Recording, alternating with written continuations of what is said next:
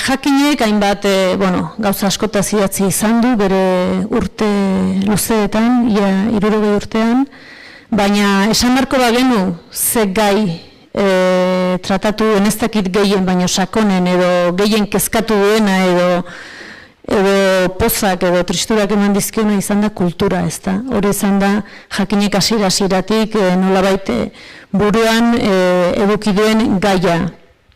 Kultura, eta hain zuzen bere lehenengo aleetatik dagoeneko kultur jardunak deitzen zion Jakin aldizkariari, eta bere praktikan ere hori izan da bere helburua, ez da, euskara kulturbideetan jartzea, esate zuten, orduko Arantzazukoek kulturbideetan alegia jakintzaren, modernidadearen eta kulturaren mundura ekartzea, eta kultura hori modernidadeari eta hiritartasunari eta hiriari hobeto esan, eta nolabait etorkizunari, eta bereziki komunitate bati lotzea, komunitate baten aldeko borroka zelako. Orain dela 2 urte, Jakinek ere 2 zenbaki atera zituen kulturaren bueltan, biak ere interesgarri, 2016 zen, Donostia hiriburu kulturala edo horren inguruko giro horren baitan, heldu genion 2 aldiz kulturari, lehena izan zen 2015ko Durangoko azokan, 22 lagun eztabaidan jarri genituen, 3 lau egunez, eta hortik atera zen zenbaki bat. Eta, zenbakiaren titulua, ziurrenik, titulua bentsat, ona da, eta zerbait esaten du, ez? Eta da kultura hitzarmen bila, bai? Eta nolabait eztabaida haietatik ateratzen zen ideietako bat hori zen, ez? Estatu itun bat behartzuela kulturak nolabait bere ekosistema horretan, bere ekosistema, merkatu eta bere bizi iraute horretan aurrera egingo badu, ezta, nolabait esango dugu doitzea, politikak doitzea, merkatua doitzea, guzti hori. Eta handik urte bukarara beste zenbaki bat egin genuen 16an, eta honek ere tituluan nik uste dute polita duela, eta zen kultura autodeterminatuko balitz, Arkaitzkanok urte batzuk lehentxeago Jakinen idatzi zuen artikulu benetan on baten harira. Eta hemen ere nolabait kultura bere gaina izateko hizkuntzaren baitan oinarritua, ze harreman mota antolatu beharko genituzkeen administrazioa eta herrigintzako ekimenen artean, eta horren guztiaz, aritu izan gara, ezta. Oraingo honetan, esan bezala zen bagara, ikerketak esaten du 200.000ko multzo bagarela euskal kultura sostengatzen dugunok, kontsumoari dagokionean, edo bueltan gabiltzana, kontsumoa, segurazki 200.000 horietan sartzen dira ez bakarrik kontsumitzaileak, baizik produktuak sortu, editatu eta egiten dituzten guztiak, eta muina 40.000ra mugatzen dela. Horrela esan ez dirudi asko, ez da 40.000, hori da futbol zelai, neurri ertaineko bat betetzen dana. Baina, hori dugu, eta honen notiziona da potentzialitatea gutxienez handia dagoela, ez dela hor bukatzen, baldin eta asmatzen badugu ze bidetatik jo, badagoela jendea bestaldean, badagoela nork hartuko duen, ez? Agian gertatzen da pixka bat hizkuntzarekin bezala, ez da, hizkuntza jakitea eta erabiltzea, eta hor gertatzen den arrakala horretan ikusten dugu hizkuntz diglosia dela elementuetako bat, eta kulturan ere ziurrenik horrelako zerbait gertatzen da. Kultura ezagutu, euskal sortutakoa ezagutu, eta gero hori konsumitu erabiltzea, hor tartean dagoen fenomenoa diglosia kulturala dela. Naiz gehiago luzatuko, zemen beste batzuek hitz egin behar dute, badakizuen nola dan, gaurko dinamika, Josu Amezagak, Siadekok egindako ikerketa hori, beste datu batzuekin, eta bere urte luzeetako euskal kulturaren gainean, urte luzeetan egin ditu ikerketak, ingurune horrekin nolabait irakurketa berri bat edo egingo digu. Josu EHUko irakaslea da, Nortaldeko kidea eta soziologa ezaguna. Ondoren kafetxo bat hartuko dugu eta gero mahai inguruan nolabait gaia plazaratuko dugu. Inigo Astiz, idazle eta kazetariak gidatuta, 4 kide egongo dira, Olatzosa alde batetik, Elkar argitaletxeko arduraduna, Joxa Muñoz, Eusko Jaurlaritzako kultura sailburu ordea, eta idazle gidoilari zinemagile izana, edo segiko izaten tartea izango duenean. Gorka Arrese, 28 urte, okerrezpanago, Susa argitaletxeko editore, eta, bere eskutatik pasadia euskal literaturako liburu bikain asko eta asko. Eta eskarmentu handikoa eremu horretan jakina. Eta Arantxa Iturbe, idazlea eta kazetaria, beste 3 hamarkadatan bai, agian gehiago ez dakit, Euskadi Irratian, kulturari lotutako programa egunero egiten, eta nolabait leku privilegiatu batean begirada oso zabal bat guri eman alizateko euskal kulturak ze ibilbide egin duen, edo non egon daitezken giltzarreak. Hauxe izango da, eta enez gehiago luzatuko, beraz, Josu, nahi duzunean. Eskerrik asko, Lorea. Egun hon, da eskerrik asko, etorri zareten guztioi. Beldurrapur bat ematen du, olako entzuleria ikusteak.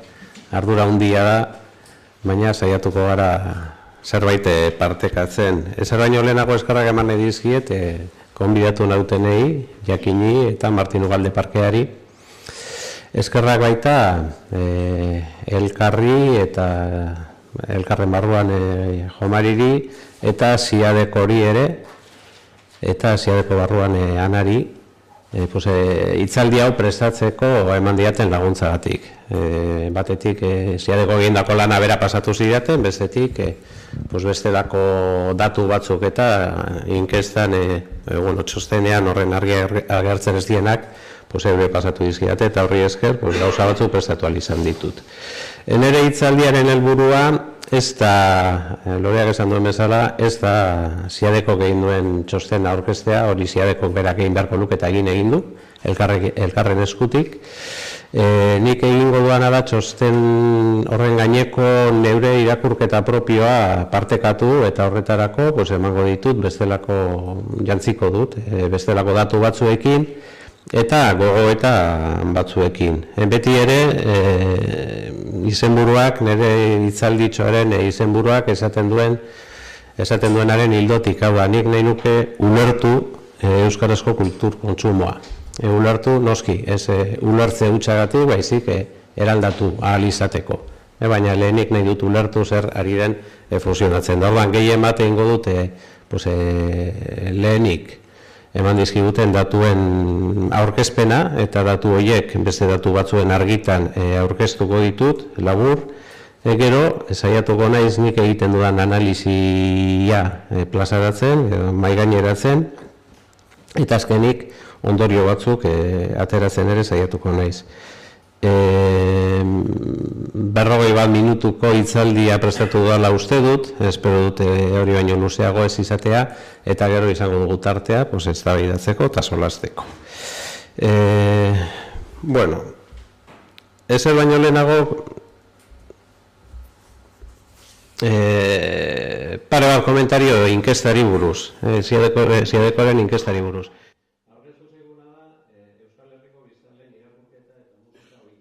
Ikerketa. Orduan hau, nabarmendu nahi dut. Euskal kulturaz ari gara orokorrean, baina kasu honetan ari gara merkatu ikerketa bati buruz. Eta uste dut importantea dela hori kontuan hartzea. Kultura guztia ez dago merkatuan. Kultur praktika guztiak ez dira merkatuari lotuta egiten. Asko bai, eta historikoki, gero garrantzi handiagoa du merkatuak kultur ohituretan eta kultur praktiketan. Baina dena ez dago hor. Orduan, akotatu egin behar dugu gure gogoeta.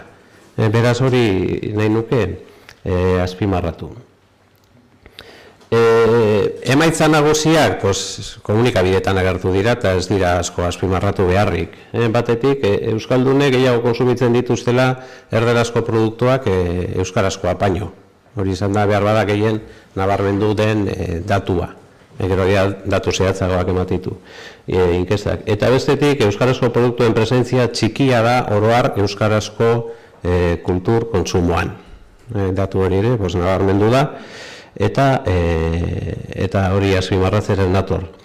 Saiatuko naiz kokatzen irakurketa datuari buruzko zenbakia, saiatuko naiz kokatzen gure testuinguruan esan nahi dute Europako testuinguruan. Ideia bat edukitzearren. Bueno, grafika horretan jarri ditut Europako hainbat herrialdetan, ez dago Europako batasun osoa, Eurostateko datua dira, baina ez dira inkestakin Europako estatu guztietan, esateko Frantzia ez dago. Azkenengo 12 hilabetetan Europako estatu horietan. Datua 2011koa da, beraz, tentuz hartu beharrekoa. Eta grafikoan bertan txertatu dut Hego Euskal Herriko datua. Hau da, Hego Euskal Herrian zenbat jendek irakurri duen libururik urte horretan, 2011an. Kasu horretan datuak INEtik, Espainiako Estatistika Institututik, atera ditut. Bueno, Hego Euskal Herria da marra urdina noski. Orduan, lehenengo datu bat, Euskal Herrian irakurri egiten da. Konparatzen badugu gure burua, beste herrialde, gure inguruko beste herrialde askorekin, irakurri egiten da. Ez gara gehien irakurtzen dutenak, baina irakurri egiten da. Orain konparatuko dugu hau Siadekok eman digun datuarekin. Alegia, Hego Euskal Herrian zenbat irakurtzen den, kasu honetan, Siadekoren lanetik atera dut, nok irakurri den libururik azkeneko 6 hilabetetan. Beraz, datua txikiagoa da, besteak urte beteko epe hartzen duelako. Eta hemen daukagu datua. Lehenengo goiko marra urdina, hori da, INEren datua, hau da, Hego Euskal Herriko populazioaren ehuneko zenbatek irakurri duen libururik azkenengo 12 hilabetetan. Bigarren, egoitik hasita, bigarren marra urdina, segurazki ezkerreko etiketak ez dituzu irakurriko, ez da? Neu kontatuko ditut orduan. Bueno, lehena Luxemburgo da, lehenengo marra granatea Luxemburgo da. Bueno, bigarren marra urdina egoitik hasita beraz da, Hego Euskal Herrian populazioaren ehuneko zenbatek irakurri duen libururik azkenengo 6 hilabetetan. Konparatuz, beste estatuetan zenbatek irakurri duten libururik 12 hilabetetan, datua ez da txarra, nahiko da. Eta hirugarren marra urdina da Euskaldunek zenbat euskarazko liburu irakurri dituzten azkenengo 6 hilabetetan. Eta datua hor dago. Konparatiboki deigarria iruditu zait. Naiz eta Euskaldunei buruz eta euskarazko irakurketari buruz aritu, iruditu zait datu interesgarria zela.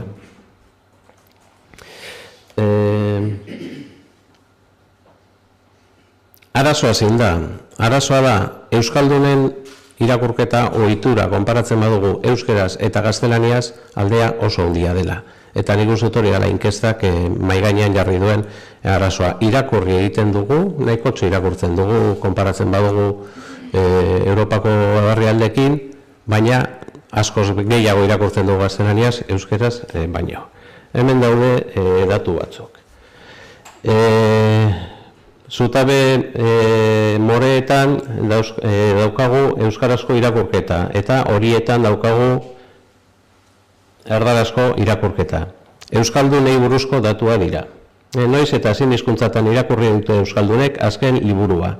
Beraz, lehenengo multzoan, azken hilabetean, nork irakurri duen azkenengo liburua, eta zein hizkuntzetan, nabarmena da, gaztelaniaren aldeko joera gaztelaniaz, erdaraz, hobeto esan da Euskal Herri osoan dagoelako inkesta egin da, erdaraz irakurtzen da askoz gehiago. Hilabete bat eta 6 bitartean, antzera gertatzen da, hartzen baitugu 6 hilabete osoak, orduan berriz ere nabarmentzen da gaztelaniazko erdarazko irakurketa, eta sekula edo oso gutxitan libururik irakurri dutenen artean, euskarazko liburuak dira gehien, hau da, euskaldun askok oso gutxitan, ehuneko ia 60, oso gutxitan edo inoiz ere ez du euskarazko libururik irakurri. Gaztelaniaz ordea, dezente gehiago irakurtzen da. Orduan, arazoa hemen dago. Arazoa igual ez da hainbeste asko edo gutxi den, baizik konparazioa. Konparatzen badugu nolabait esatearren, euskaldunen irakurtzeko ohitura eta irakurtzeko ahalmena eta gero bi hizkuntzetan nola banatzen den, hor dago arazoa. Gure ahalmen eta gure ohitura hori ez dela bideratzen euskarazko irakurketara. Neurri handi batean erderazko irakurketara bideratzen da. Eta antzeko zerbait gertatzen da musikarekin. Musikarekin ikusten duguna da, jendeari galdetuz gero zein den musika estilo estimatuena edo gustokoena, ikusten duguna da, konparatzen baditugu euskaldunen gustoak eta Euskal Herriko populazio osoaren gustoak, oro har, antzeko samarra dira, salbu euskal musikari dagokion datua, azkenengo datua. Alegia, kasu horretan, euskaldunek gustokoago dute euskal musika, Euskal Herriko populazioaren batez bestekoa baino. Beraz, musikan ere antzera gertatzen da. Euskaldunek musika gustokoa dugu, baina euskal musika ez da gehiegi irteten euskararen unibertsitatetik nolabait esatearren. Eta hau kuriosoa da, zeren eta kezkagarrian ikusi dut, zeren garai batean, 70ko hamarkadan, 80ko hamarkadan, euskarazko musikak ez dakit hegemonia zuela esan ote daiteken, baina presentzia oso handia zeukan euskal gizartean. Ez daukat daturik, datu kuantitatiborik konparatzeko, baina hala da, historikoki ikusten da, 70ko euskal kantagintza berriak izan zuen presentzia ez soilik euskaldunen artean, baizik orokorrean euskal gizartean, edo 80ko hamarkadan euskal rockak, 80ko hamarkadan inkluso, euskal rockak euskaraz kantatu zana, hasieran gaztelaniaz hasi gero euskaratu zana, horrek ere presentzia oso handia izan zuen euskal gizartean. Gaur egun ematen du euskal musika murrizten edo bere eremua murrizten ari ote den, eta gelditzen ari ote den euskaldunen arteko ingurune batera. Hirugarren datu bat emango dute egoera argitzearren euskarazko komunikabide tradizionalen konsumoari dagokiona. Kasu honetan datuak ez ditut atera ziadekoen inkestatik, baizik CIESetik. Zergatik, beste zehetasun bat emate digutelako. Oro har, ziadekoren datuak eta CIESek urte ematen dizkigun datuak antzeko adierazgarritasuna da CIESek Hego Euskal Herria aztertzen duela eta CIEDekok Euskal Herri osoa. Beraz hemen iparraldeko datua galtzen dugu. Baina, zer ikusten dugu? Ikusten duguna da euskaldunek, datu hauek euskaldunei buruzkoa dira, euskaldunek komunikabideak konsumitze dituzte, zutabe horietan daukazue egunero komunikabideren bat gutxienez konsumitzen duena, eta zutabe moreak adierazten du zenbatek konsumitze duten gutxienez euskarazko komunikabide bat egunero. Gutxienez bat, komunikabide tradizionalizari naiz. Beraz, edo egunkaria irakurtzen du, edo euskarazko irratiren bat entzuten du, edo euskarazko telebistarik ikusten du. Prentsaz ari naizenean, ari naiz paperaz eta digitalaz. Biez ari naiz. Orduan, zer ikusten dugu? Oro har, euskaldunen, eta hemen euskalduna da, euskara hitz egiteko gai dena, euskaldunen erdiak ere ez du konsumitzen egunero euskarazko komunikabiderik. Baina euskaldunen 80% gora dira egunero komunikabideren bat konsumitzen dutenak. Beraz, gehiena, erderaz, kasu honetan gaztelaniaz, gehiena konsumitzen da. Hau da, panorama, bai, inkestak erakutsi diguna, eta bai, bestela. Zenbat gara? Hau da, hitzaldiaren, jardunaldi honen lehenengo galdera, zenbat gara, eta loreak ere erantzun batzuk eman ditu orain.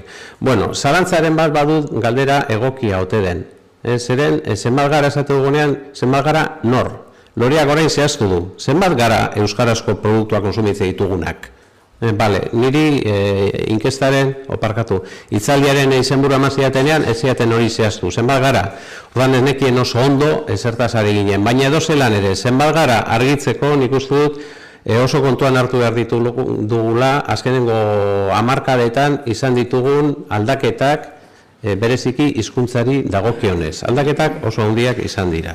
Hemen daukazu bilakaera bat. Euskaldunen kopuruaren bilakaera. Datu hauek komunitate autonomokoak dira, soilik, zeren komunitate autonomoko datu zehatzak nahi nituen grafiko hau egiteko, eta mugatu naiz komunitate autonomora. Euskaldunen kopurua 2 urtetik gorako populazioko datua dira. Euskaldunen kopurua asko hasi da azkenengo 30 urtean. 1986tik 2016ra. Asko igo da. Pasatu gara 500.000 euskaldun euskara hitz egiten dutenak, hitz egiteko gai direnak, 500.000 izatetik 900.000 izatera. 2 urtetik gorako populazioa ari honekin, zeren batzutan soziolinguistika inkesta erabiltzen da, eta horra 16 urtetik gorako populazioa hartzen da, horregatik zenbaki ere zuteko bizitzen. Bueno, beraz, lehenengo emaitza euskaldun kopurua asko igo da, ia bikoiztu egin da. Bigarren datua, horietatik ia erdia gaur egun euskaldun berria dira. Hau da, ze aldetatik igo da euskaldunen kopurua, euskaldun berrien aldetik, nabarmen. Igoera guztia izan da euskaldun berriena. Ikusten baduzue beko multzoa dira euskaldun zaharrak, horregatik ez ditu sartu Nafarroako datuak, zer Nafarroan 10 hizkuntza ez da galdetzen 1911 arte uste dut, horregatik kuadroa egiteko, grafikoa egiteko ez dut erabili, baina ikusten duguna da, 10 hizkuntza euskara dutenen kopuru absolutua ez dela apenas igo azkenengo 30 urtean. Portzentualki bai, gero mintzatuko naiz honetaz, baina zenbaki absolutuetan ez. Orduan, irabazi direnak euskaldun berria dira. Hori da, gertatu den aldaketa handi bat. Eta aldaketa honen implikazio buruz nahi nuke gogoeta apurtxo bat egin. Bueno, horretarako atzera jo dut. 1986an Etxepetxek argitaratu zuen liburu bat, Un futuro para nuestro pasado, oso ondo etorri zitzaigun garai hartan, gertatzen ari zena ulertu alizateko, eta besteak beste Etxepetxek liburu hartan egiten du, hizkuntzen berreskurapenaren teorizazio bat, eta esaten du, hizkuntzaren jabetza bi bidetatik egin daiteke, bide naturala, bide kulturala. Bide naturalean abiapuntua erabilera da. Pertsona iaiotzen da, umeapean iaiotzen da, testuinguru hori linguistikoa ere bada, hizkuntza erabiltzen zena, entzun egiten du, hitz egin egiten du, erabiliz hizkuntzaz jabetzen da, ezagutza dator. Eta ezagutzaren ostean hizkuntzarekiko kontzientzia dator eta hor motivazioa. Hori litzateke bide naturala edo goiko parkatu. Bai, eskumatik ezkerretara irakurrita goiko bidea litzateke. Aldiz, 86a da, Etxepetxek hau idazten duenean, euskalduntze eta alfabetatze mugimendua oso sendoa da garai hartan, okorrezpanago, igual Jomari gogoratu ditu zenbakia, baina okorrezpanago garai hartan igual 50.000 bat ikasle egon zitezken EAEkan soilik euskara ikasten, oso importantea da, eta orduan Etxepetxek esaten du, bigarren bidean abiapuntua motivazioa da. Motivazioa dago, nortasunari lotua gehien bat, garai hartan egin genuen inkesta bat ekan, eta euskara ikasi motivazio instrumentalaren gatik 16 bakarrik ikasten zuen, gainerako dana zen integratzailea, kulturala, identitarioa eta bar. Orduan, abiapuntu horretan motivaziotik da abiapuntua eta motivazioak darama pertsona euskara ikastera, hizkuntzaz jabetzera eta hortik erabiltzera. Eta azkenik zikloa itxi egiten da, alegia. Bide batetik, abiatutakoak amaitzen du motivazioan eta motivazioak darama berriro ere gehiago ikastera eta gehiago erabiltzera, eta aldiz, beste bidetik abiatutakoak ere burutzen du ibilbide osoa. Bueno, hau, 86an da. Ze gertatu da orain? Orain hau gertatu da. Ikusten badugu gaur egungo euskaldun berriek, alegia lehen ikusi dugun goiko franja horrek. Euskaldun berriek euskara non ikasi duten aldeak nabarmena dira adinaren arabera. Gazteenen artean, eta kasu honetan 16 urtetik gorakoak hartuko ditut, datuak Deustuko Unibertsitateko ikerlari talde batek duela gutxi argitaratu duen liburu oso interesgarri batetik hartu dut. Gazteenen artean 90%ak eskolan ikasi du euskara. Eta bigarren multzoan ere, hau dago eta 7 37 urtera bitartekoak, hoiek ere gehienak, erdia baino gehiago, eskolan ikasi dute euskara. Aldiz, talde handienetan, nire kintan eta beste kinta batzuetan, euskara beste modu batean ikasi da euskaltegian. Eta ja nagusienen artean kalean ikasi da, parkatu. Bai, ez dago beriztuta, batez bestekoa da azkenengoa, bai, parkatu. Bueno, orduan, euskaldun berri hoiek, gehien bat gaur egun, eskolako euskaldun berriak dira. Eta hau ere importantea da. Hau da, ez da soilik datu interesgarria euskaldun zar, euskaldun berri izatea, hori bada, baina bigarren datu bada euskaldun berri hori nondi datorren, eskolatik edo euskaltegitik. Zeratik da interesgarria, pues motivazioa aldatu egiten dalako. Eta orduan, hartzen badugu gaur egun txepetxen eskema, pues aldaketaren bat egin beharko genioke. Hori da txepetxen eskema azken batean, euskaldun zar eta berri kategoria hau batzuek kolokan jartzen dituztenik izenak errebindikatu egiten ditut, uste du gauza batzuk ulertzeko baliogarria direla. Euskaldun zarra, lehen esan duan bezala, erabileratik abiatzen da, eta euskaldun berria motivaziotik abiatzen da. Bueno, nondik abiatzen da gaur egun euskara eskolan ikasi duen pertsona bat?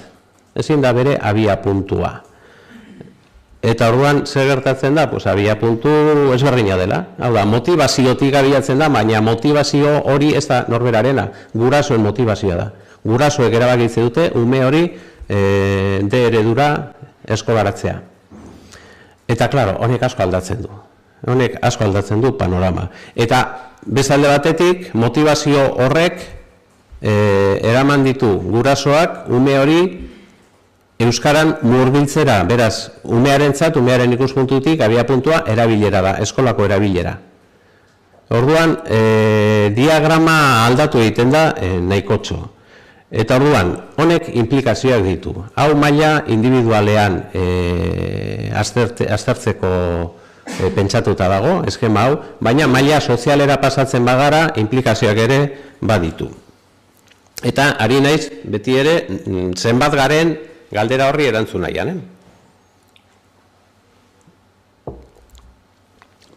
Nor gara? Zenbat gara jakiteko lehenengo, zenbat gara nor, edo nortzuk. Bueno, nik hiztun komunitatea ditzen duguna, ulertzen dut lau vektoreren kombinazio bezala.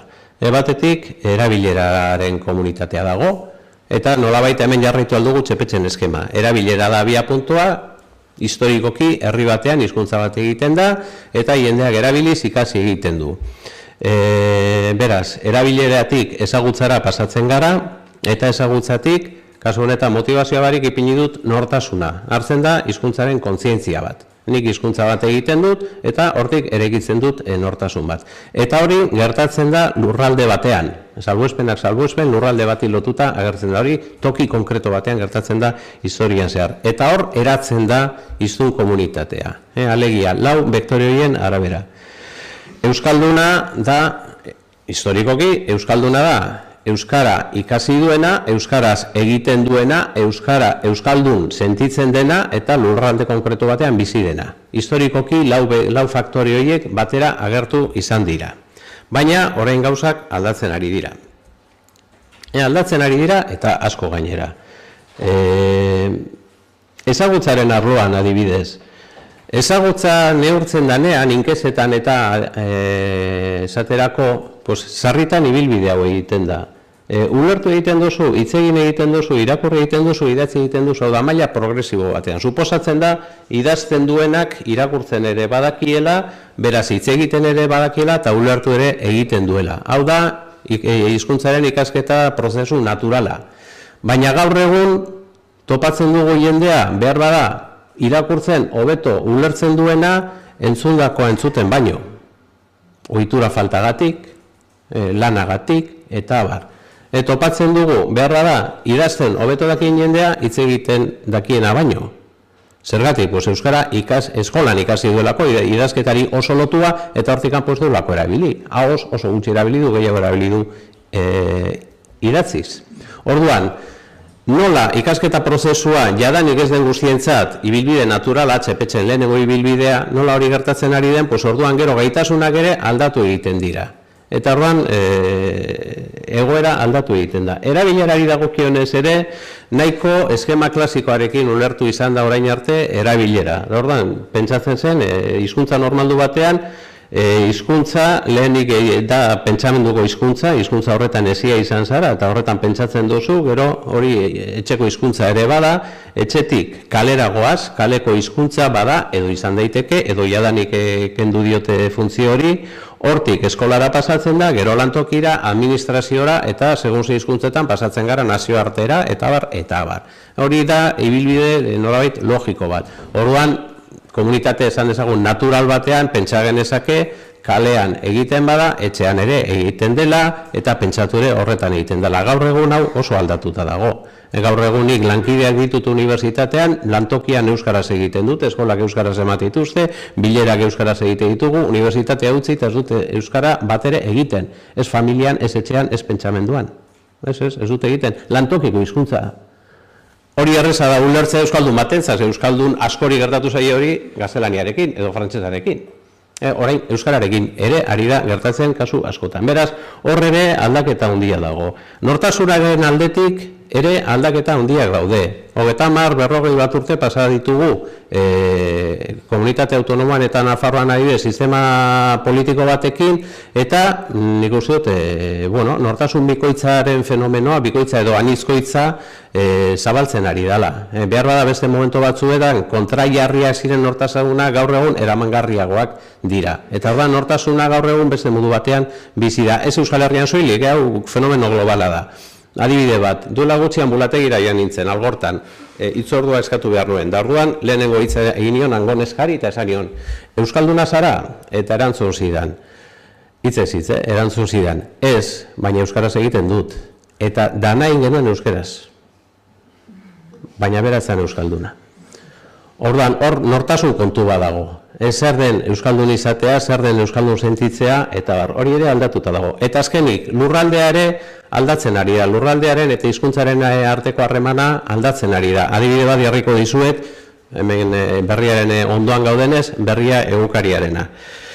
Hau da, euskararen ohiko mapa. Oso bituta gaude onelako mapak ikusten. Euskaldunen dentsitatea herri-herri. Orduan, hor ikusten da, euskaran ondagoen kontzentratuago, eta iparraldeko datuak eskualdeka daude hartuta, ez herrika, ez daukagolako datu zehatzik. Euskararen ohiko mapa. Hau da, berria egunkariaren salmentatasaren mapa. Alegia, 1000 euskalduneko zenbat ale saltzen dira. Berriak zenbat ale saltzen ditu 1000 euskalduneko. Ikusten duzuenez mapa oso ezberdina da. Orduan, berria erosi eta berria irakurri hori ere euskara erabiltzea da. Erabilera ez da soilik aurrez aurre bi pertsonen artean gertatzen dana. Hizkuntza erabiltzen dugu modu askotan da testuinguru askotan. Komunikabideen kontsumoa ere erabilpena da. Erabileraren mapa hau eta aurrekoak ez daukate zerikusi larregi. Oso ezberdina da. Orduan, zer adierazten duena da lurraldea eta hizkuntza ere harreman hori aldatzen ari dela asko. Orduan, honek guztiak narama beste diagrama honetara. Alegia, hizkuntz komunitatea aldatzen ari da. Zergatik? Erabilera ezagutza nortasuna eta lurraldea berizten ari direlako. Lehen, nahiko modu konpaktoan, trinkoan lotuta zeudena gaur egun anitzagoa dira. Eta orduan, erabilera eta ezagutzaren artean ez dago horren besteko harremanik edo lehen zegoen abezaina handia, erabilera edo ezagutza eta lurralderen artean ez dago lehen zegoen harreman berbera, nortasuna eta erabilera, nortasuna eta ezagutzaren artean ere ez dago, eta abar. Orduan, nolabait vektore horiek nire ustez ari dira aldentzen gaur egun. Eta hori, batetik, hazkunde krisi baten sintoma izan daiteke, eta nik uste du badela, bada, baina bestetik asko zaindu beharreko kontu bada. Zeren, bestela gertatuko zaigu hiztun komunitatea izango dela, naiz eta euskaldunen kopurua asko igo, hiztun komunitatearen volumena ez da handituko. Handituko dira aldeak. Baina komunitatea ez. Orduan, gure lana nik uste dut izan behar dela, berriro ere borobil hauek elkarren ganatzea. Nik uste dut horri behar dugula esfortzu handia. Bueno, zergatik fijatu naiz Euskararen askundean eta askundearen nolakotasunean eta Euskaldun berrien fenomenoan. Pues, nahikotxo esplikatzen duelako Euskarazko kultur konsumoaren fenomenoa. Horra datu batzuk inkestatik ateratakoak. Jendeari inkesta galdetzen dio, bizitzaren zenbatekoa egiten duzu Euskaraz? 0 eta 3 artean, 4 eta 6 artean, 7 eta 8 artean, 9 eta 10 artean. Zenbat eta ilunago, orduan eta bizitzaren atal gehiago egiten da Euskaraz. Euskaldun zahar eta Euskaldun berrien artean alde oso handia dago, inkestaren arabera. Oso handia. Euskaldun zaharren eren batek esaten du bizitzaren zatirik handiena, 9-10 artean, Euskaraz egiten duela. Eta besteren batek esaten du, zati handia, 7-8 artean, Euskaraz egiten duela. Euskaldun berrien artean aldiz, Euskara asko egiten oso gutxi dira, eta Euskara, bueno, nahikotxo egiten dutena, gaztelania baino gehiago egiten dutenak ez dira irizen eren batera. Aldiz, gutxiago egiten dutenak asko dira. Hemen datu bat azpimarratu behar da. Euskaldun berriak inkestaren arabera batez beste gazteagoa dira Euskaldun zaharra baino lehen ikusi dugun ibilbideagatik. Orduan hori ez ahaztu behar. Kultur konsumoari buruz dagokionez, hemen datu batzuk. Ez dakit atzetik irakurtzen diren zenbakiak. Sentitzen dut, benetan zitezke. Ez nuen kalkulatu, parkatu behar didazue. Bueno, orduan irakorri ingo ditut. Euskaldun zahar eta Euskaldun berrien arteko konparazioa dira. Lehenengo zutabean Euskaldun zaharren konsumoa agertzen da, bigarren zutabean Euskaldun berriena. Bueno, Euskarazko prentsaren konsumoa. Eurek irakurtzen dituzten, jendeak irakurtzen dituen lehenengo bi egunkarien artean, Euskaldun zaharrek Euskarazko prentsa, Euskaldun zaharren 28% aipatzen du Euskarazko prentsa, eta Euskaldun berrien 10%. Beraz, alde handia dago. Azken urtean Euskarazko libururik irakurri dute, aisialdi asko liburuak. 18% Euskaldun zaharren artean, 27% Euskaldun berrien artean. Azken urtean, lanari edo ikasketei lotutako libururik irakurri dute, 18% Euskaldun zaharren artean, 24% Euskaldun berrien artean. Bi lerro hauen artean aldea handia dago. Hau da, Euskaldun berriek Euskaraz irakurtzen dutenean, gehiago irakurtzen dute lanari edo ikasketari lotuta. Aldiz, Euskaldun zaharrek Euskaraz irakurtzen dutenean, gehiago irakurtzen dute aisialdiari lotuta. Hori da bien arteko, bi kolektibon arteko diferentzia. Hurrengo lerroa, Euskaraz irakurtzeko ohitura. Euskaldun zaharrek esatute 27% esaten du, ohitura falta, ohitura edo errestasun falta. Euskaldun zaharren 27% esaten du badutela ohitura edo errestasun falta, Euskaldun berrien 52% esaten du ohitura edo errestasun falta duela. Kuriosoa, kontuan hartzen badugu Euskaldun berri asko eta asko eskolati datozela. Beraz, horiek eduki beharko lukete ohitura eta errestasuna handiagoa. Baina, hala dirazten dute. Hemen, importantea da datu bat, arrue txostenak ematen zuena. Gauza bada, objektiboki errestasuna edo ohitura ote duten beste gauza bada, subjektiboki nola baloratzen den. Eta arrue txostenak adibidez oso datu kurioso esaten zuten. 11 urteko ume Euskaldun berriek beren hizkuntza gaitasunaz egiten duten balorazioa, euskara gaitasunaz, eta 14 urteko ume Euskaldun berri egite dutena oso ezberdina da. 11 urtekoek pentsatzen dute hobeto egite dutela 14 urtekoek baino. Objektiboki 14 urtekoek seguro hobeto egite dutela, baina pertzepzioa aldatu egin da. Orduan, euren pertzepzioa da gutxi txarto egiten dutela. 11 urterekin baino txarto egite dutela. Beraz, pertzepzioa da segurazki hemen islatzen dana. Hurrengo lerroa, euskal musika gustukoena dute Euskaldun zaharren 25% eta Euskaldun berrien 7%.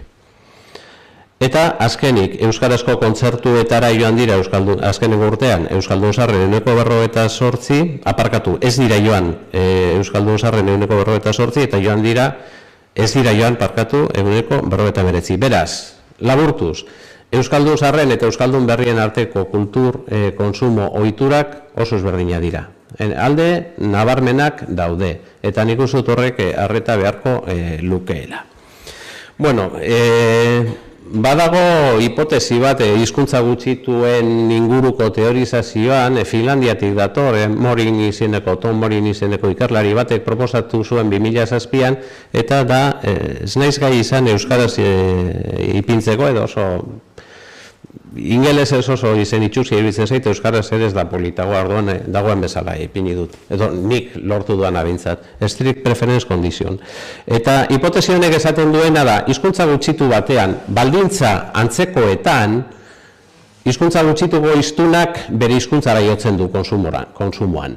Nik baldin badauzkat bi telebista gaztelaniaz, bi telebista euskaraz, nik euskarazkoak aukeratuko ditut. Naiz eta elebiduna izan eta biak aukeratzeko modua eduki. Baina badago atxikimendu bat, segurazki afektiboa hizkuntza gutxituaren aldekoa. Segurazki honek esplikatzen du ere zergatik Txiardegi proposatu zuenean bere modelo matematikoa euskaldun batek elebidunen artean euskaraz egiteko zenbat probabilitatez euskan, gero datuak beti dira askoz gehiago.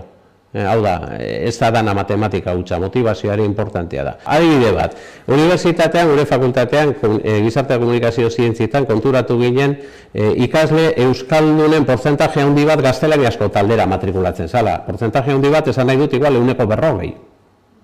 Oso handia. Selektibitatea euskaraz egin 175 egiten du, eta gero gure fakultatean euskal lerroan matrikulatzen ziren 115, erdia gutxi gora bera. Eta orduan egin genituen lan batzuk, zergatik matrikulatzen dira euskal lerrotik datozen ikasleak erdal lerroan unibertsitatean. Erantzunetako bat, horrela, hau ere literala, nik ja euskaraz badakit. Nik euskara ja ikasi dut eskolan, ez du behar. Orduan, orain nator, nire hizkuntzara, nire karrera egitera. Hau da, euskarari batzuek ematen dioten balioa da, ingelesari ematen diotena.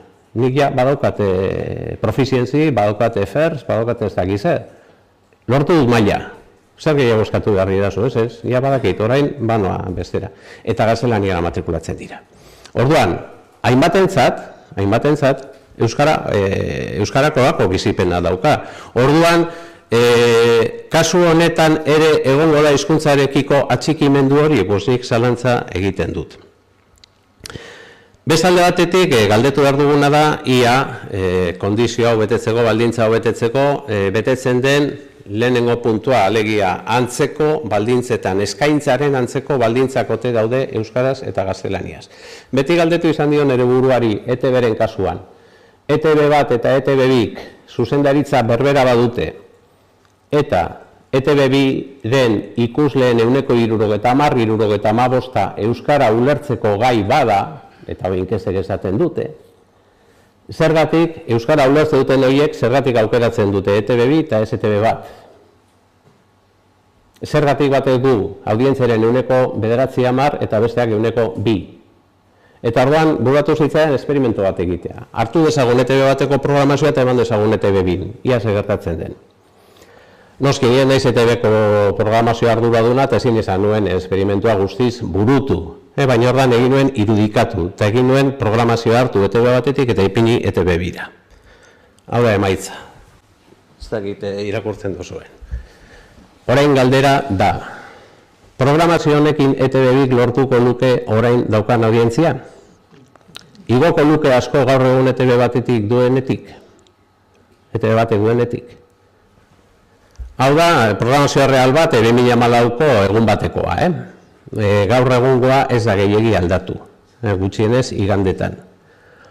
Orduan, hemen ez da, irakurtzen, lehenengo programa da Tiger Spy in the Jungle. Bigarrena da Cámara Oculta, La Hora del Norte, Deporte Rural, EITB Cultura, Nueva Vida, Camino de la Verdad, Santa Misa, Tu Deportista, Liga Endesa, Gaur egun, berdeak dira informatiboak, larainak dira kirolak. El Tiempo, Palabras y Palabras, Deporte Rural, Cancha ETB, Fiesta de Goles, Gaur egun, txiki-txikia. El Tiempo, Fiesta de Goles, En 6 fotos, Pedro Mari Goikoetxea con José Mari Iriondo, Las Palabras de la Tribu. Hori da, igande honetako programazioa, 2014an. Orduan, honekin ETB-ik lortuko luke audientzia berbera, pues nik uste hemen arazo ez da hizkuntza, arazoa beste bada, edukia. Zalantzarik ez dute egiten. Beste kasu bat, honi lotuta, ia baldintza berberetan gauden ala ez. Nik ikaslei klasean eskatzen diet, exigitzen diet, novela hau irakurtzean, 1984, George Orwellena, komunikabidei buruz mintzatzeko joko handia ematen duelako. Eta dolain bat urte argitaletxe batera jo nuen eta zanien aizu. Urtero Euskal Taldeko 100 ikasleri exigitzen die liburu hau irakurtzea. Igual baduzue merkatu bat, liburua euskaratu, argitaratu eta aurrera ateratzeko. Eta egin zuten beren gogoeta eta esan ziaten ados. Eta egin zuten euskarazko edizio txukun bat euskararanak argitaratu. Hemen daukazue azala. Dorban ikaslei aurkeztu nien, begira, oraina euskaraz dago, egingo dugu debatea alako egunean, irakurzazue, nik gomendatzen dut euskaraz irakurtzea, segeren gero debatea euskaraz egingo dugu, eta beresgarriago izango da, eta bar. Edartu, iritsi zen debate eguna, eta hainbatek erdarazko alea maigainean. Dorban, galdetu nien boina. A ber, zeratik irakurri duzue, erderaz? Erantzuna, behitxu jozu, erderazkoak balio du 6,50 €, eta euskarazkoak 20. Hola ze erantzun ziaten. Claro, nire ikasleak ez dira militanteak, nire ikasleak ikasleak dira. Elebidunak dira. Bi hizkuntzetan aritzen dira eta bi hizkuntzetako gaitasuna daukate. Eta hori dira, euskaraz matrikulatu ziren ikasleak, ojo. Eta aukera hori egin zuten. Eta orduan, aurreko astean sartu nintzen Megadendan, ze presiotan dago gaur egun Orwell? Hau da presioa. Erderaz, topatu duan merkena 8,15. Eta euskaraz topatu duan bakarrak 19,60. Beraz, 219 garestiago euskaraz, Orwell. Bueno, ulertu dezaket itzulpenak hizkuntza txiki baterako egin, edo hizkuntza handi baterako egin, pues gero kostoa banatu egiten dela, askoren edo gutxien artean. Hori ulertu dezaket. Orduan, goazen ikustera, beste itzulpenekin zer gertatzen den. Eta orduan, hartu nituen, literatura universalean, 2010-etik ona argitaratu diren 11 lan. 20 bat inguru usteot argitaratu direla, euskarara itzulita, baina Megadendan bakarrik 11 haue topatu nituen euskaraz eta gaztelaniaz presioa konparatzeko. Batez beste euskarazko argitalpenak 120 garestiago. Ez da Orwellena bezain garesti, baina tira, badago aldea, badira euro batzuk, liburu bakoitzean pare bat euro doaz. Hizkuntza batean edo bestean, ni irakurria banaiz, eta bi hizkuntzetan moldatzen banaiz, zerk eramango nahi hizkuntza batea edo beste aukeratzera. Tarduan, berriro ere pentsatuen, itzulpenarena izango da, klaro. Zer gertatzen da euskaraz sortu eta gaztelaniara itzultzen diren liburuekin? Tarduan, egin duen beste eraginketa bat, tartu nituen, Azurmendi, Uribe, Tatxagaren lan batzuk, 9-10 lan inguru. Gaztelaniaz, batez beste 8,14 euro. Euskaraz, batez beste 16,28. 100 garestiago. Euskaraz sortu eta gaztelaniara itzulitako liburuak dira. Orduan, hemen arazo badago. Irakurleak ze hizkuntza aukeratuko du. Hizkuntza aukeratzeko irizpide asko ditu, baina bat presioa da. Inkesta neurtzen da hori, jendeak presioari ze garrantzia ematen dion, eta ez dion ematen. Klaro, honekin ez dut esan nahi euskal argitaletxeak forratzen ari direnik, ez dira forratzen ari, dano dakigu hori. Hemen arazoa beste non bai dago. Baina arazo bada, objektiboki, arazo bada, orduan Morinek aipatzen duen baldintza hori, alegia hizkuntza gutxitukoak joko du gehiago bere hizkuntzara, zaila da hau betetzen. Bueno, apur bat harinago joango naiz, bestela demoraz pasatuko naiz. A ber, ondorio batzuk ateratzen saiatuko naiz. Lehenengo ondorioa. Euskaldungoa aldatu egin da azken hamarkadetan. Kontzeptuek eta ideiek ez digute lehen bezala balio. Berrikusi egin behar ditugu kontzeptu eta ideia eta eskema asko. Aldaketa oso handia gertatzen ari delako. Euskaldun asko euskaraz guztiz sozializatu gabe daude. Lehengo euskaldun berriak. Euskaldun berriak eskola egiten du euskaraz. gainerako dana ez. Eta sozializazioa ez da eskolan soilik egiten, gero mintzatuko naiz apur bat honetaz. Baina horretaz aparte, guztiz euskara sozializatu gabe dauden euskaldun hoietaz aparte, badira oraindik euskaldun ez diren asko, eta izango dira hurrengo urteetan euskaldun ez diren asko. Orduan, hoiek ere euskara sozializatu beharra dago. Bigarren ondoria, hizkuntz komunitatea etengabe berreraiki behar da. Ezin dugu pentsatu termino estatikoetan, termino dinamikoetan pentsatu behar dugu. Hizkuntz komunitatea ez dago ziurtatuta. Herria ziurtatuta ez dagoen bezala. Batzutan pentsatzen dut guri ainarri zaharra izateak kalte egiten digula. Adierazten digulako, milaka urtetan iraun badugu, beste milaka urtetan iraungo dugu. Ez, zuaitzak ere oso zaharra direnean, azkenean hil egiten dira. Eta orduan, nik ez dakit herriei, derrigorrez gertatu behar zaien, baina gertatu al zaie. Orduan, herri hori etengabe elikatu behar da, eta hizkuntz komunitatea etengabe berreraiki behar da. Eta eskola ez da nahikoa horretarako. Hirugarrena, euskal kulturak oso sistema ahula du. Komentarioren bat egingo dute orain. Laugarrena, krisi kultural baten erdian gaude, eta bosgarrena, plan sendo baten beharra dugu. Labur azalduko ditut hauetako batzuk. Bueno, hizkuntz komunitatea etengabe berreraiki behar da. Grafiko honetan dauzkagu 3 marra. Beko marra grisak adierazten du ama hizkuntza ez euskara, ez gaztelania ez duen populazioaren ehunekoa. Igotzen ari da. Gaur egun 4% edo dira komunitate autonomoan jaio eta euren ama hizkuntza ez euskara ez gaztelania dena. Portzentaje txikia da konparatzen badugu beste herrialde aberats askorekin, baina azkenengo urtetan igotzen ari da. Bigarren marra moreak adierazten du ama hizkuntza euskara dutenen portzentajea. Portzentajeari ez dira absolutuak, lehen esan duan bezala, portzentualki igotzen ari da kopurua. Eta 3. marra da ama hizkuntza gaztelania dutenen portzentajea. Asko jaisten ari da. Datu portzentuala dira. Eta hemen begiratu da zaio beste faktore bat, atzo bertan atera zuen Eustatek albiste bat, eta oso kontuan hartzekoa da. Eta datua da demografia. Demografiak ez digu lagunduko. Horregatik esaten nuen eskola ez da nahikoa izango. Eskola ez da nahikoa izango. Hau da gure piramide, komunitate autonomoko, gure piramide demografiko negargarria. Ez 0tik 75 urtera arte dagoen gizaldirik laburrena da 22 urtekoena. Gehiago daude 74 urtekoak 22 urtekoa baino. Eta bigarrien gizaldi laburrena, atzo entzun nuen albisteagatik, urtebetekoena da. Beraz, urte askotara daukago hemen zuloa. Nik ez dakit, zulo hau horrela mantenduko den, edo zulo horiek bete beharko ditugun beste pertsona batzuekin. Baina, edozein kasutan, demografia eta eskola ez dira nahikoa izango euskal gizartea euskaraz sozializatzeko. Hemen dauzkagu ama hizkuntzaren banaketak, baina zenbaki absolutuetan. Eta zer ikusten dugu? Pues ikusten dugu euskarazko gazte jendea da. Biditik 19 urterako jendea, gazte jendea komunitate autonomoan. Zer ikusten dugu zenbaki absolutuetan? Euskara ama hizkuntza dutenen kopurua ez da asko hasi, gaztelania dutenena asko jaitsi da.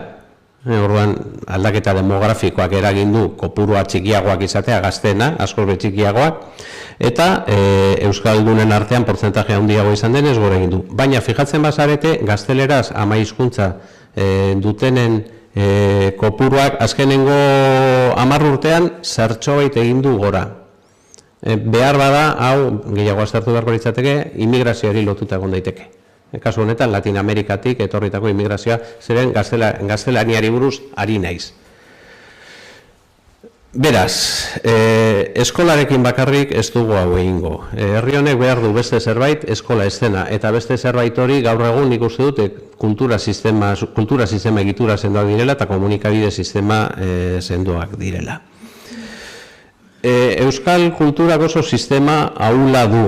begiratzen badugu datu hau CIESetik atera, eta dago hegoaldeko datua dira, eta egunero euskarazko komunikabideren bat konsumitzen dutenen portzentajea da, euskaldunen artean. Lehen eman dut azkenengo datua 2017koa, hau ibilbide historikoa, azkenengo 10 urtekoa.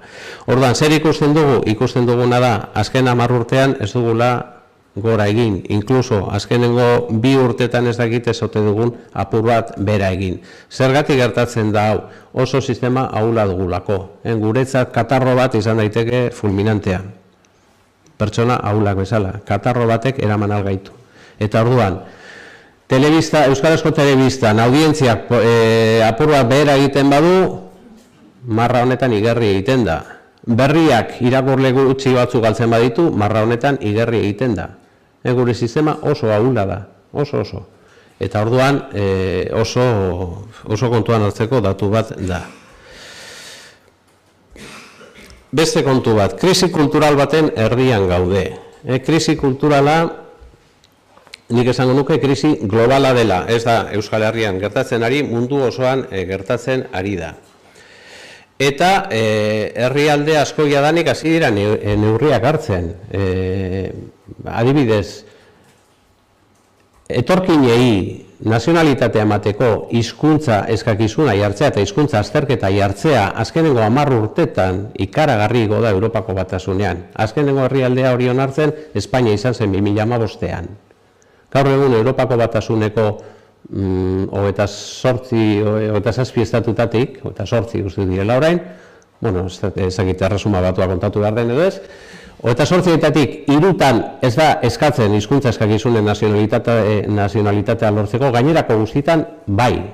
Hemen eztabaidatzen dugu ez dakizelako plaza publikoa ateratzeko euskara eskatu daiteken edo ez, herrialde guztietan Europan jadanik eskatzen dute danerako hizkuntza, zeren ez badokazu nazionalitatea, ezin zara funtzionario izan, ez daukazu boto eskubiderik, eta bar.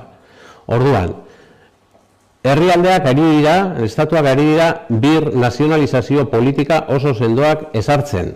Zergatik ikusten dutelako nortasun eta kultur krisi ikaragarri handi bat. Eta hori maila globalean ari da gertatzen.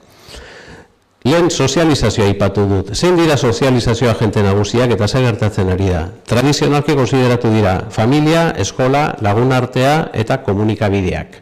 Horiek izan dira pertsona sozializatzen dutenak. Hau da, pertsona berez gorputz bat jaiotzen den egunean bere amaren, ordu arte bere amaren atal bat izan dena jaio egiten da, baina hori oraindik gorputz bat baino ez da. Hori pertsona bihurtzen duena kultura batean sartuz, horiek dira sozializazio agenteak. Bueno, gaur egun agente berriak sortu dira, GAFA ipini dut, nolabait esatearren, Google, Amazon, Facebook, Apple, eta enparauak. Orduan, gaur egun sozializazioaren zati handi bat hoien bitartez burutzen da. Eta hori... Gazte amaitzera noala esaten du honek. Bale, hori mundu osoan gertatzen ari den fenomeno bat da, eta gurean ere bai. Datu batzutan komeni da atzera begiratzea, eta oso atzera begiratu beharrik ez dago. Facebook, hola zabaldu, 2006an zabaldu zen. iPhonea, lehenengo smartphonea, 2007, 11 urte bete ditu. Hau ez da iPhone, Twitter, 2007koa da. Tableta gaur egun ja gainbera datorren tresna hori, 2010koa, WhatsApp 2009koa. Netflix Espainian sartu zen duela urte bi. Eta jadanik etxeen 10% inguruan dago. Eta aldatzen ari da telebista ikusteko ohitura. Ikaragarria. Oso arin doaz aldaketak. Orduan, nik txikitan adibidez telebistan, telebista baldin bada sozializazio agentea, nik txikitan ikusten nuen telebista nork determinatzen zuen zer ikusiko nuen telebista. Funtsean agente bik, estatuak, Frankok, eta gurasoek. Eurek esaten ziaten, hau bai, hau ez, orain pizten da, orain itzaltzen da. Gaur egungo gazteek ikusten duten telebista nork determinatzen du. Estatuak oso gutxi, estatuak galdu du kultur edukien gaineko kontrolaren zati handi bat, liberalizazioarekin, teknologiarekin, eta estatuak asko galdu du. Estatuak mugatu ditzake gauza batzuk, baina asko ez, eskapatzen zaizkio. Gurasoek kontrolatzen dute edozein umek ikus ditzaken ikusentzunezko produktuak zein diren. Gurasoak ez gara enteratzen zer ikusten duten gure umek. Ez dakigu. Hasteko ez dakigu zer ikusten duten, noiz ikusten duten. Ez dugula kontrolatzen, ez dakigu. Eta hortik kultura sartzen da. Orduan, aldaketa hori oso handia da. Orduan, nik uste dut hartu behar dugula serioz gai hau. Krisi kultural bada, ez da azkenengo urtetan pairatu dugun krisi ekonomikoa baino txikiagoa, ez da, eta horri eskua sartu behar diogu.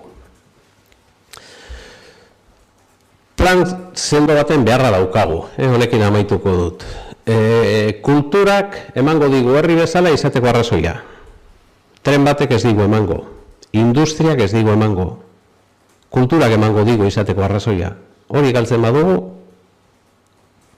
izango ditugu beste zera guztiak, baina ez gara izango. Beste zerbait izango da hemen geldituko dana. Zergatik dauzkagu industria planak eta ez kultura planak. Maila berekoak esan nahi dut, planak badaude, baina ez maila berean. Zergatik ematen zaio lehentasuna bati eta ez zaio besteari ematen. Egoera eta bereziki joerak hobeto ezagutu beharra daukagu. Informazio asko daukagu gaur egun, egia da, estadistikak, analiziak asko daude. Behar bada, ez zaigu hainbeste falta espezifikoki datu horiek sortzea, baizik dagoena, igual hobeto analizatu, hobeto partekatu ez dakit. Baina hor, beharko genuke egoera hobeto ezagutu. Lehen esan bezala, gure sistema oso ahula da, neurri batean gaude gaixoa ubin dagoen bezala. Hau da, ez da nahikoa tentsioa hartzea hilabetean behin. Ez, tentsioa hartu behar zaio goizean, eguardian eta gabean. Guk ere, gure kulturaren egoera testatu behar dugu etengabe. Horregatik esaten dut, egoeraren eta bereziki joeren ezagutza hobea behar dugula. Kultur eta komunikazio plan argi eta sendoa beharko da. Oraindik euskaraz gutxi edo batere sozializatuta daudenak eta egongo direnak euskarazko kontsumora erakartzeko. Politika bat behar da, ez 40.000, 200.000 edo 300.000 euskaldunentzako kultura sustatzeko, baizik herri oso hau euskalduntzeko. Eta euskalduntzea ez da euskara irakastea. Euskalduntzea da euskaraz sozializatzea. Horretarako beharko dugu. Eta plan horri, deitu aldiogu, Loreak esaten zuen bezala, hitzarmen nazionala, estatu ituna, edo dena delakoa, plan hori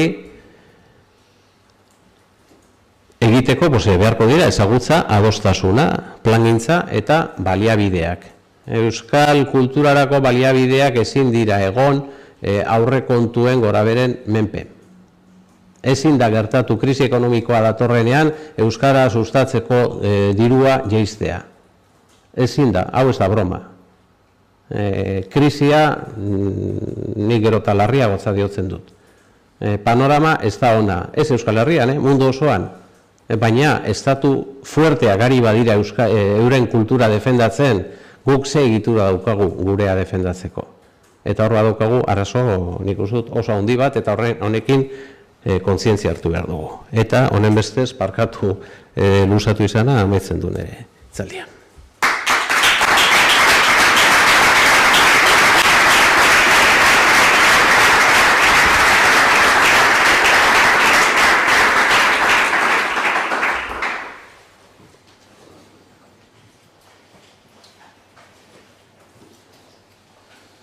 Ez dakit hemen zeremonia maizu maiztrari dagoen, bai. Bueno, orain, tartetxo bat zabalduko dugu, nahi izatera, 20 minutu ditugu, norbaitek zerbait galdetu, iruzkindu, ekarpena egin, nahiko balu, eskatu altxaskua eta eskarrik asko Josu, interesgarria.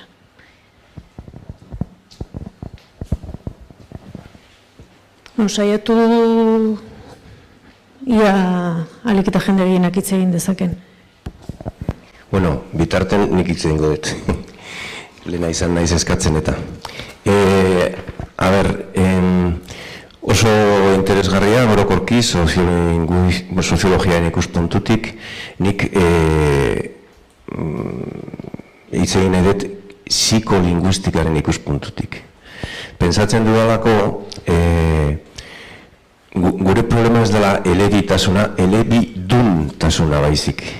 Alegia, elebidunok zer nolako autua egiten dugun hizkuntza aldean praktikan. Eta hori esaten dut, zen urte asko dira, Quebecen egon nintzela alako ikerketa batean egiten, parte egiten, eta hor Quebecen oso hor sortu zen murgiltzen metodoa, gero Eusko Jaurlaritzak hona ekarri zuna, gaizki kopiatu zuna, por cierto. Baina antxe oso garbi zuten, unibertsitate frankofonoetan behintzat, unibertsitate anglofonokoek frantsesa jakin behar zutela, baina haiek ez zirela frantses kulturakoak. Adibidez, McGill unibertsitatean, antxean nintzen, McGill unibertsitatean ez zuten ingelesa eskatzen sartzeko, frantsesa jakin inbarrazeon eta azterketa inbarrazeon.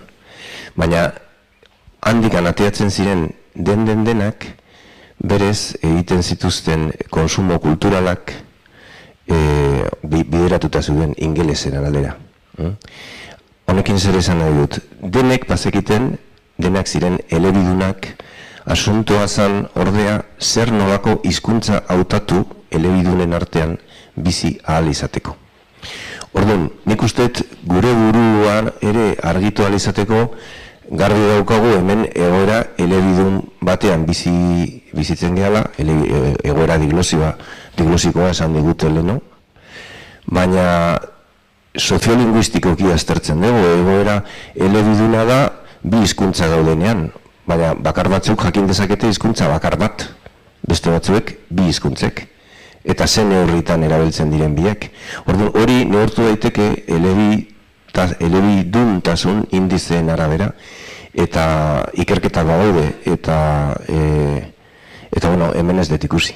Baina gainerakoa oso ondo iruditu zait, eta hori faltan somatu duenean nire motzean konpartitu nahi nun ere bai. Mila esker.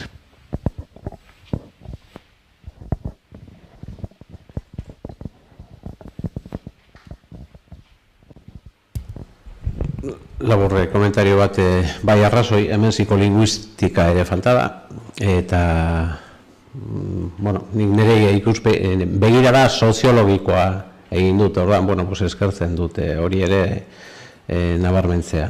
Uste dut, zipristinien bat bai bota dudala, esan dudanean, nire ikasleak ez direla militanteak, ikasleak dira, eta gaina elebidunak alde horretatik gehiotzen nuen. Baina maila horri ere begiratu behar zaio.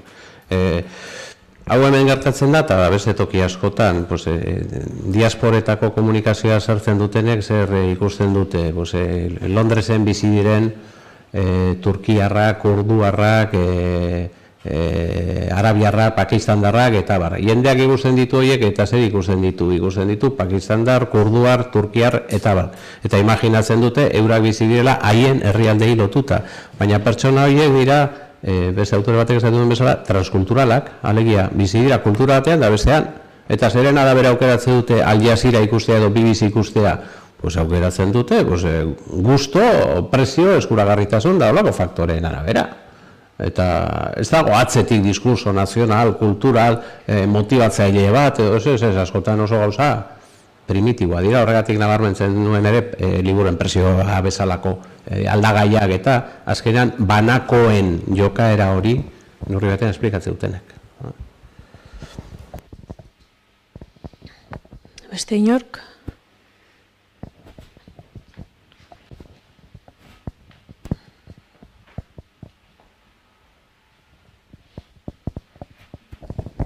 Bueno, egun hon eta eskerrik asko Josu azalpenagatik. Uste dut arazoa dela ebitatzen duguna aspaldiko urteetan. Plan sendo bat behar dugu, plan sendo baten beharra daukagu. Horren barruan nortzuk sartzen garen, eta nortzu geratzen garen kanpo, ez? Uste dut, behingoagatik egin beharko genukela alegin bat, esfortzu bat, plan sendo hori noren artean eztabaidatu, proposatu, eztabaidatu, adostu eta gauzatu behar dugun. Batzuk ari gara aspaldiko urteetan proposatzen edo irakurketa bat egiten, eta da gure kultur sistema da ekosistema bat, azten dena sortzailetik eta saleraino eta buelta egiten duena, ez? Etengabe, eta hor bitartean daude antolatzaileak, herri mugimenduetakoak, erakunde publikoetakoak, pribatua, merkatua, industria osatzen dutenak ere bai, komunikabideak eta hezkuntza, ez? Arautua, zein ez arautua.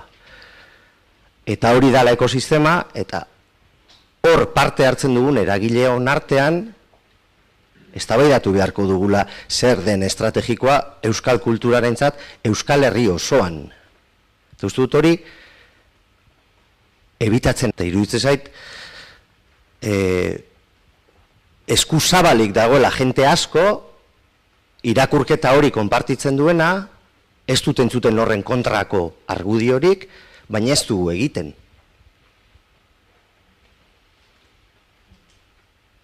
Ez dugu egiten. Eta uste dut, adostasun batera helduta gaudela aspalditik, baina ez dugu egiten. Zergatik ez dugu egiten? Nitzako galdera potoloa hori da. Nork erabaki behar du zer dan estrategikoa euskal kulturarentzat? Batzuk esaten ari gara, eragile guztiok hartu behar dugula aparte.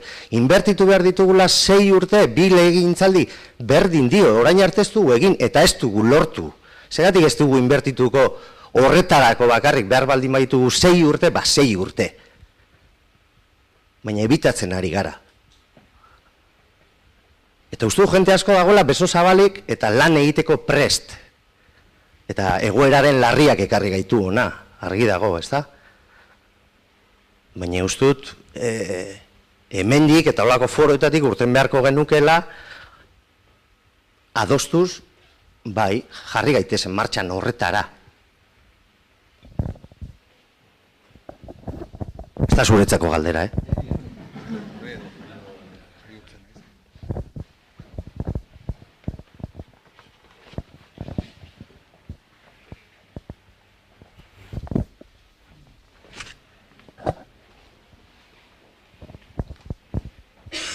Bueno, nik ez soziologikotik, ez psikolinguistikotik, ekonomikotik edo, ekonomiko hasiera batean bintzat, ekonomiko izan diteken batetik, helduko nioke honi. Josuk esan dezu, azkenean ondorioetan, ze esfortzu handia, ze egoera larria eta ze esfortzu handia egin beharra dagoen honi buelta emateko. Eta kontua da, gu gerala, hemen esan dezagun nukleoan, bueno, gaur etorri geranok gera 50. Konsumitzaileon, kultur konsumitzaileon gunean edo 100.000. Eta bestela zabalago beste 100.000. Eta horti zabalduz bagoaz, gero eta gehiago gera Euskal Herritarrok, gero eta urrunago eta epelago gaude euskara mundutik, kulturatik, konsumotik. Beraz, nola, naiz eta oso ondo pentsatu 6 urtean, hemen konbentzituenok, hau guztia egin behar dela eta planik perfektuena egin, nola gero konbentzitu herri oso hau 2 milioi, 3 milioi horrek merezi duela eta herri bezala iraun nahi badugu hori dana egin behar dugula. Hori da zailena.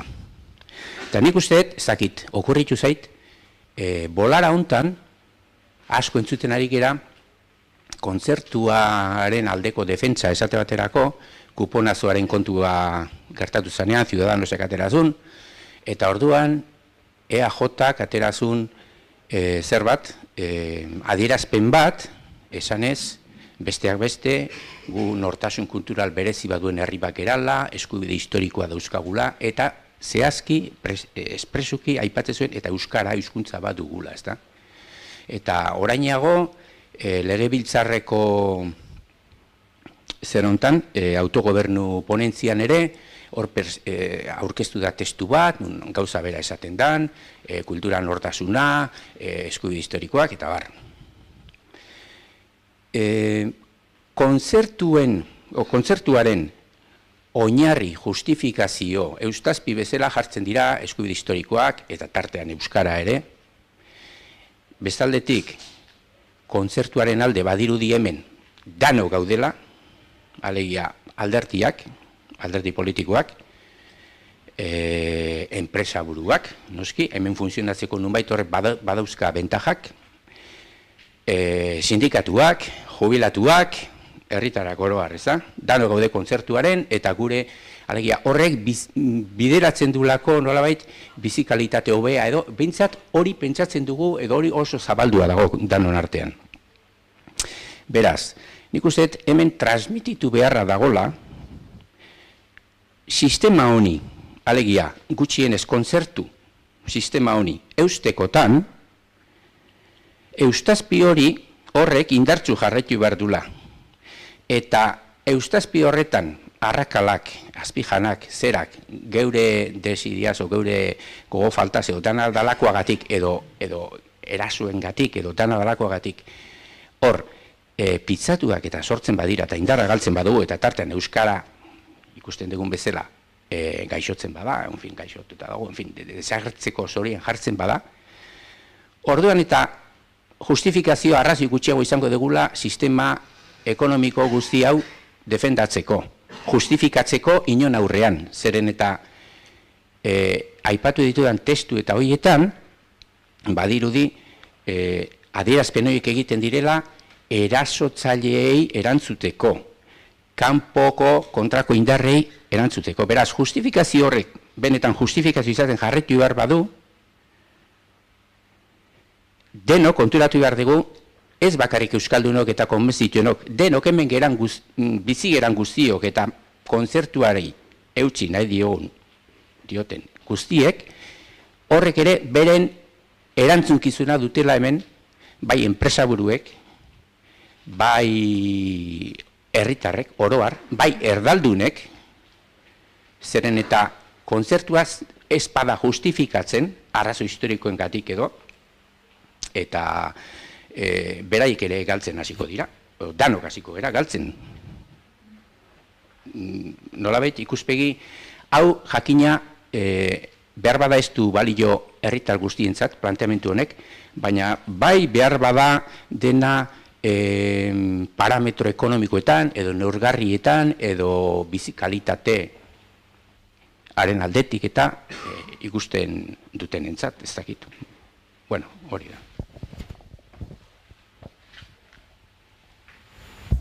Bai, horri gehituko nioke gauza, nola justifikatu, ni ados nago planteamenduarekin, hau da, politika berri bat eskatzen badugu, ez zaio soilik erakundeari eskatu behar, gizarte osoari eskatu behar zaio, eta gizarteak bere egin behar du eskakizuna bezala, politikak ez du egingo, hori hala da.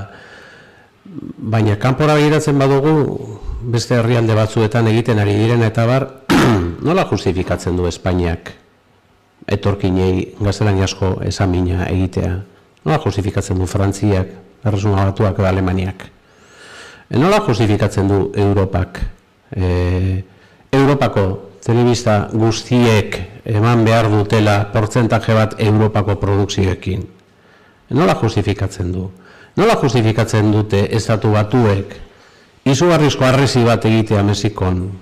Denago ziur langilei, hau da, lan eskuari edo kulturari esia ipintzeko, nola justifikatzen du?